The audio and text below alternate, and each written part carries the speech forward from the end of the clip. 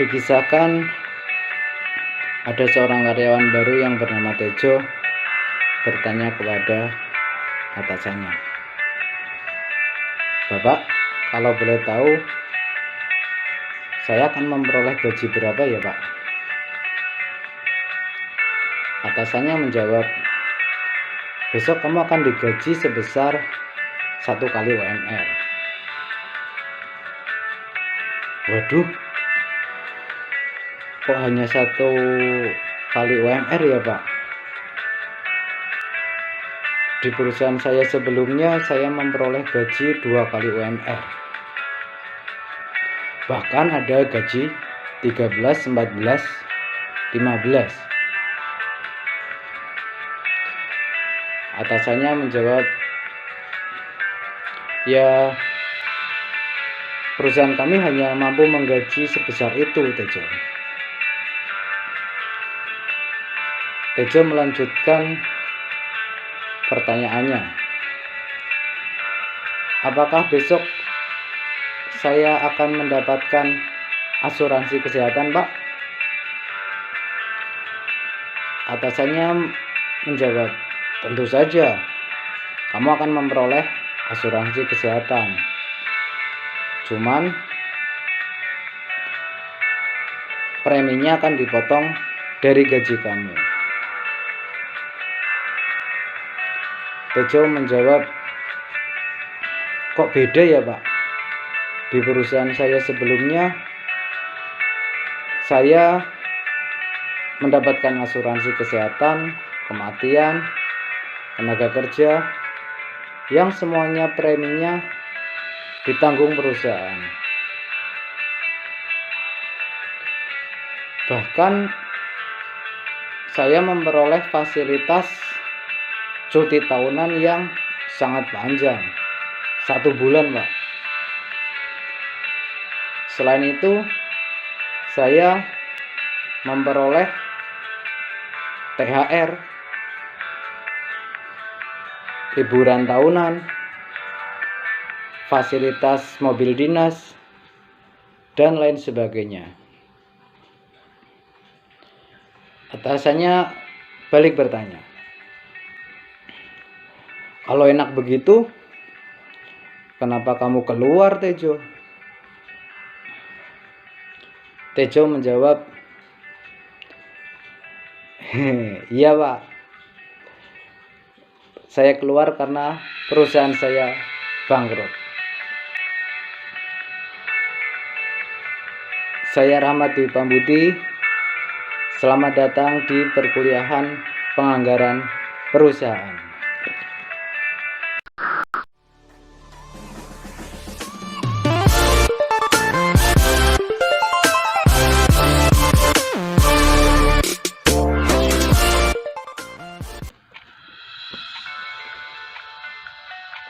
Sepenggal kisah pendek tadi menunjukkan bahwa perusahaan Tejo yang sebelumnya adalah contoh perusahaan yang kurang baik dalam penyusunan penganggaran perusahaan.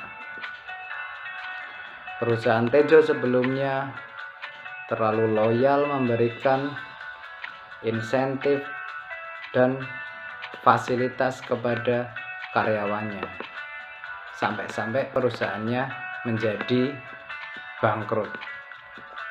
Lantas, apa yang dimaksud dengan penganggaran perusahaan? Mari kita simak tayangan berikut ini.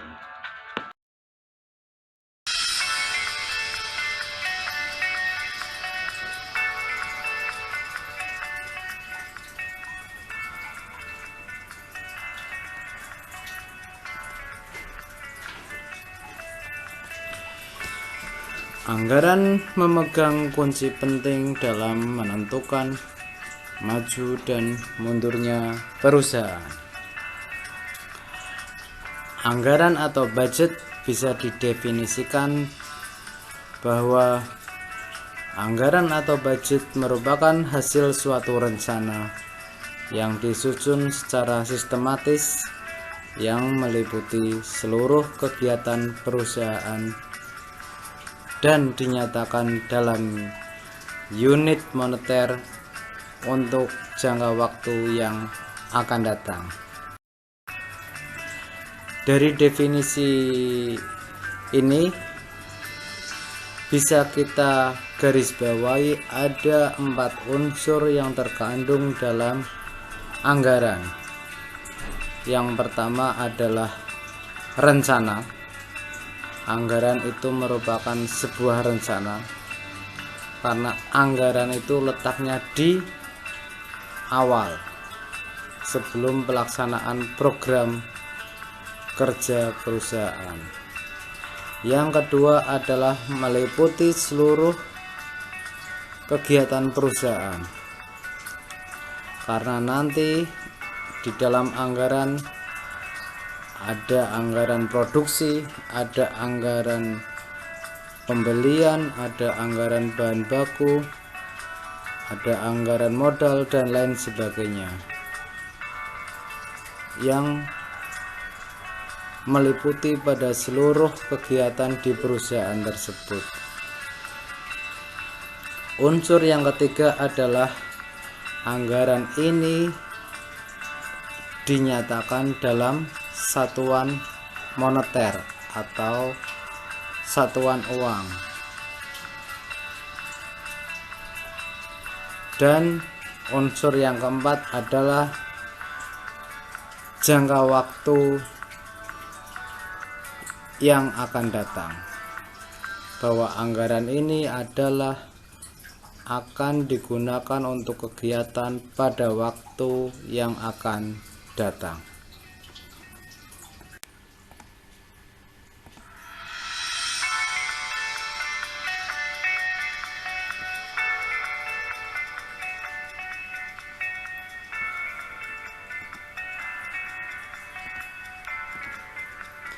Kita seringkali keliru menempatkan anggaran dalam sebuah pelaksanaan kegiatan. Biasanya berapa anggarannya, baru kita membuat kegiatan untuk menghabiskan anggaran. Itu sangat keliru. Yang betul adalah anggaran menempati posisi yang paling bawah dari urutan rangkaian kegiatan.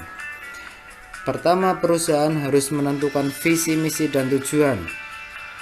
Kemudian menyusun program kerja. Program kerja apa saja yang ditetapkan untuk menggapai visi, misi, tujuan perusahaan tersebut. Kemudian program kerja tersebut di breakdown menjadi beberapa kegiatan. Nah, kegiatan inilah yang nantinya akan disusun anggarannya. Untuk kegiatan A, misalkan diperkirakan menghabiskan anggaran sekian. Anggaran tersebut peruntukannya untuk A, B, C, D, dan lain sebagainya.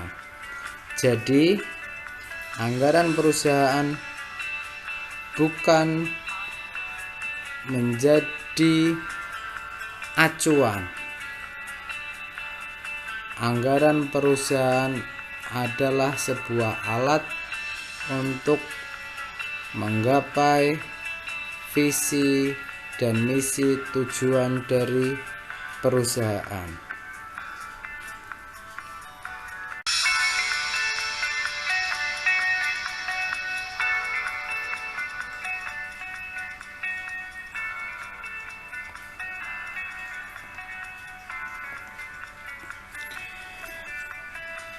Jadi tujuan dari penyusunan anggaran adalah yang pertama, untuk menyatakan harapan perusahaan secara jelas dan formal. Yang kedua, untuk mengkomunikasikan harapan manajemen kepada pihak-pihak terkait. Jadi setelah anggaran jadi, kemudian dipublikasikan kepada pihak-pihak yang terkait, maka harapan dari manajemen perusahaan sudah otomatis diketahui oleh pihak-pihak terkait tersebut. Yang ketiga adalah untuk menyediakan rencana secara terperinci mengenai aktivitas dan untuk mengkoordinasikannya.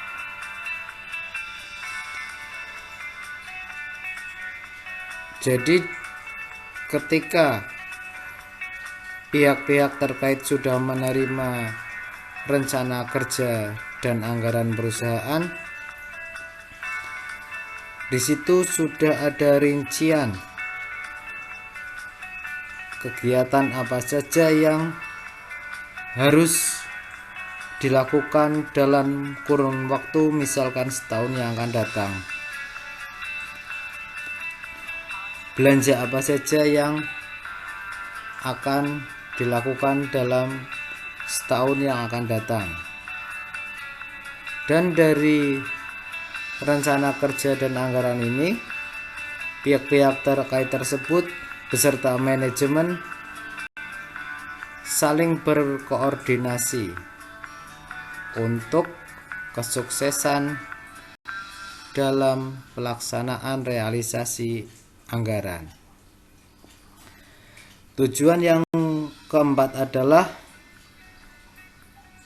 untuk menyediakan alat ukur dan pengendalian kinerja individu dan kelompok, atau di sini anggaran berfungsi sebagai alat untuk pengawasan.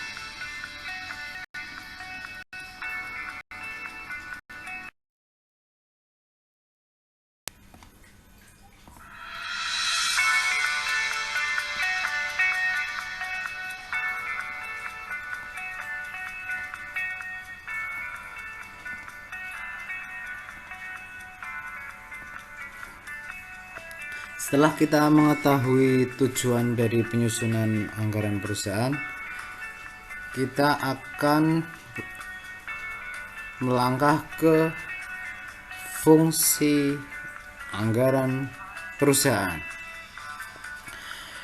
Yang pertama, anggaran berfungsi sebagai alat perencanaan terpadu. Untuk mencapai tingkat efisiensi tertentu pada perusahaan, misalkan untuk menghasilkan keuntungan yang diharapkan perusahaan harus melakukan kegiatan-kegiatan fungsional di bidang pemasaran, produksi, keuangan, administrasi, dan lain sebagainya. Masing-masing bidang ini tentunya memerlukan spesialisasi tersendiri sesuai dengan programnya. Hal tersebut diperlukan mekanisme sistem perencanaan dan pengendalian yang terpadu, yang kemudian dikenal dengan sebagai anggaran perusahaan.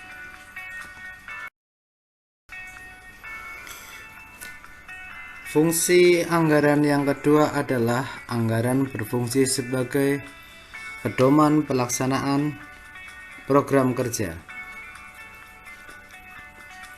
Ketika program kerja telah disusun, telah di breakdown kegiatannya, dan dari kegiatan tersebut telah dirinci anggarannya, maka dalam pelaksanaan program kerja tersebut nantinya akan berpedoman pada anggaran yang telah ditetapkan.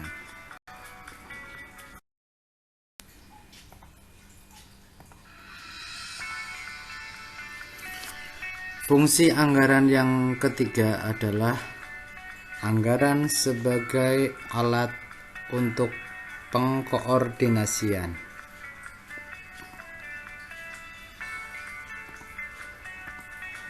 Anggaran dapat memperbaiki koordinasi kerja internal suatu perusahaan. Sistem anggaran akan memberikan gambaran operasi perusahaan secara menyeluruh. Oleh karena itu, anggaran memungkinkan para manajer divisi atau bagian yang terkait untuk melihat hubungan antar bagian atau divisi. Sehingga di sini anggaran dapat berfungsi sebagai alat untuk pengkoordinasian. Fungsi yang selanjutnya adalah anggaran berfungsi sebagai alat pengawasan. Anggaran merupakan salah satu cara mengadakan pengawasan di dalam perusahaan. Pengawasan itu merupakan usaha-usaha yang ditempuh agar rencana yang telah disusun dapat tercapai. Dengan demikian, pengawasan adalah mengevaluasi prestasi kerja dan tindakan perbaikan apabila diperlukan.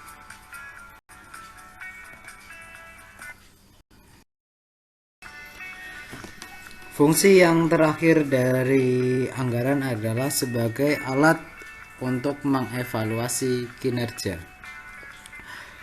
Kinerja perusahaan tercapai atau tidaknya target dari perusahaan bisa terlihat di realisasi anggaran.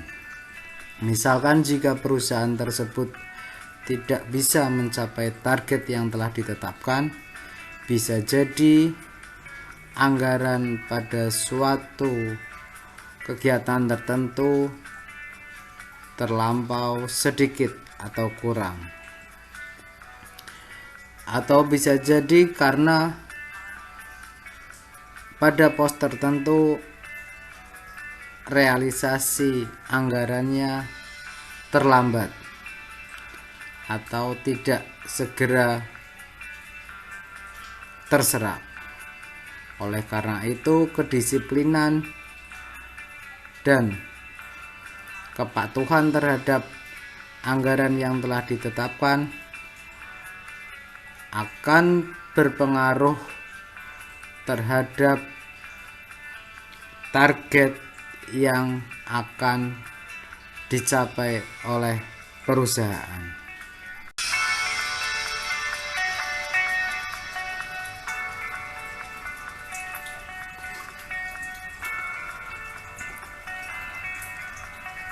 Anggaran bisa dikaitkan dengan prinsip manajemen, yaitu planning, organizing, evaluating, dan controlling. Pada tahapan planning, perusahaan menyusun anggaran. Anggaran disusun dan kemudian disajikan dalam bentuk RKAP, rencana kerja anggaran perusahaan. Kemudian disosialisasikan pada tahapan organizing. Setelah anggaran disosialisasikan, maka saatnya step selanjutnya yaitu actuating atau pelaksanaan. Pada saat step ini atau tahapan ini, anggaran direalisasikan. Hasil dari realisasi anggaran atau pelaksanaan kegiatan ini nantinya akan menghasilkan dokumen laporan realisasi anggaran, di mana dokumen ini masuk dalam tahap controlling. Apakah anggaran yang terrealisasi tersebut sudah sesuai dengan target yang ditetapkan, atau melenceng, atau bahkan melampaui.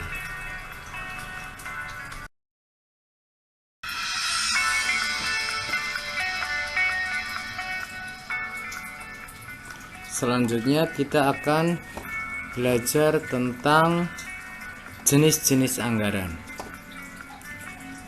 Menurut bidangnya, anggaran bisa dibedakan menjadi dua, anggaran operasional dan anggaran keuangan. Anggaran operasional meliputi anggaran penjualan, anggaran produksi, anggaran bahan baku, anggaran tenaga kerja langsung, dan anggaran overhead pabrik. Sementara anggaran keuangan meliputi anggaran persediaan, anggaran kas, piutang, utang, dan anggaran modal. Sementara menurut ruang lingkupnya, anggaran bisa dibedakan menjadi dua, yaitu anggaran parsial dan anggaran komprehensif. Anggaran parsial adalah anggaran yang terdiri dari satu jenis atau kelompok tertentu saja. Contohnya adalah anggaran penjualan, itu saja, ataupun anggaran produksi, itu saja. Sementara anggaran komprehensif adalah keseluruhan anggaran yang terdiri atas gabungan-gabungan anggaran parsial dalam suatu periode waktu tertentu. Sementara menurut fleksibilitasnya, anggaran juga dibedakan menjadi dua, anggaran tetap dan anggaran kontinu. Anggaran tetap adalah anggaran yang disusun untuk periode waktu tertentu dan tidak akan diadakan revisi atau perubahan. Jadi ketika ada perubahan kondisi ekonomi atau kondisi sosial politik, anggaran yang sudah ditetapkan di awal periode tidak akan direvisi. Sementara anggaran kontinu adalah anggaran yang secara periodik dilakukan evaluasi atau penilaian kembali. Artinya, jika kondisi di lapangan ada perubahan tidak sesuai dengan yang kita rencanakan, maka anggaran akan dilakukan revisi.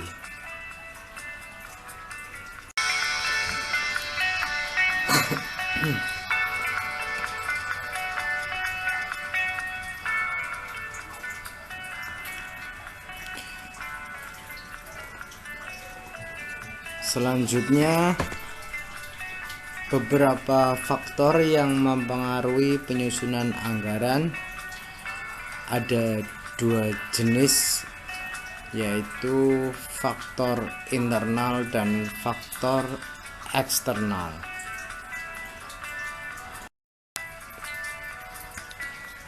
Untuk faktor internal, Faktor-faktor tersebut yang mempengaruhi penyusunan anggaran merupakan faktor-faktor yang berada di dalam organisasi atau perusahaan tersebut.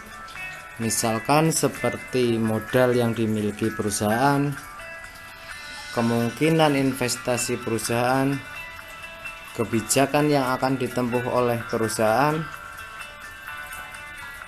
terus kapasitas mesin-mesin produksi yang dimiliki, dan penjualan tahun yang lalu. Termasuk juga faktor internal yang mempengaruhi adalah sumber daya manusia yang dimiliki oleh perusahaan tersebut. Sementara faktor eksternal yang mempengaruhi penyusunan anggaran perusahaan adalah faktor yang berasal dari luar perusahaan.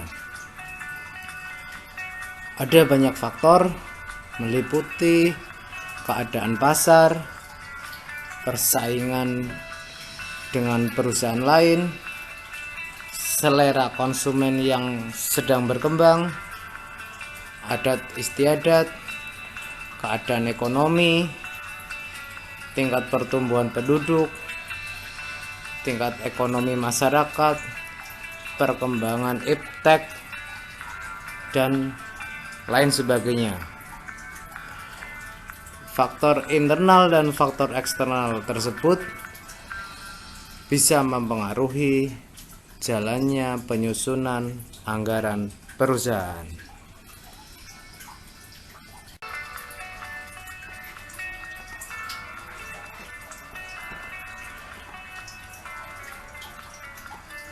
Ada dua cara di dalam budgeting atau penyusunan budget.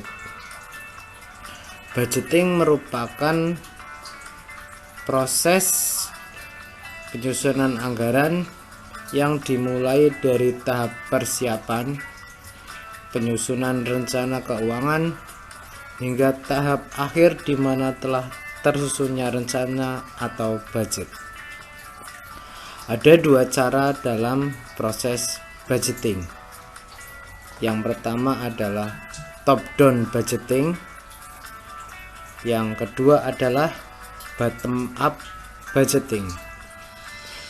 Top-down budgeting merupakan penyusunan anggaran yang dilakukan langsung oleh pimpinan perusahaan tanpa atau mungkin hanya sedikit komunikasi dengan bawahannya. Kelebihan cara penyusunan top-down budgeting adalah penyusunan rencana dapat dilakukan dengan cepat, namun biasanya tidak memperhitungkan kebutuhan pada tiap bagian dengan akurat.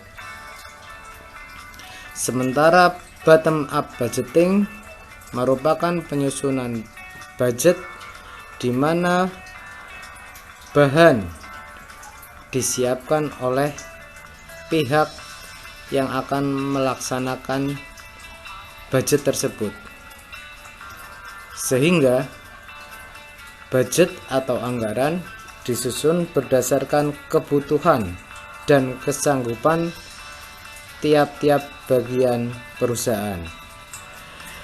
Kelebihan dari proses penyusunan dengan metode bottom up budgeting adalah tingkat keakuratan budget yang tinggi. Sedangkan kelemahannya adalah proses ini memakan waktu yang cukup lama.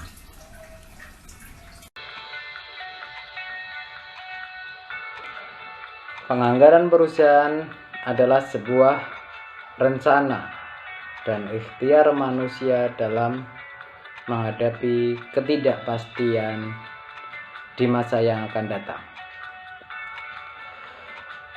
Ustadz Abdul Somad dalam sebuah ceramahnya mengatakan bahwa